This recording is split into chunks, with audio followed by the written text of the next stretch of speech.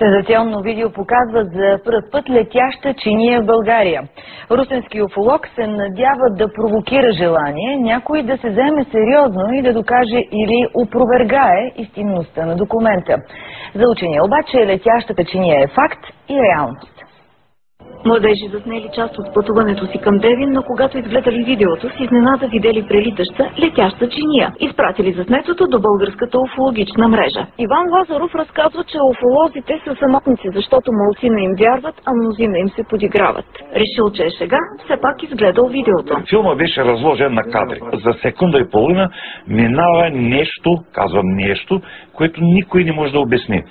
След много анализи, България вече има документ за летяща чиния. Според Лазаров, летящите чинии са земни обекти, служат за целите на военните и няма ли нищо общо с НЛО. Още Хитлер го е произвеждал. Руснаците произвеждат летящи чинии.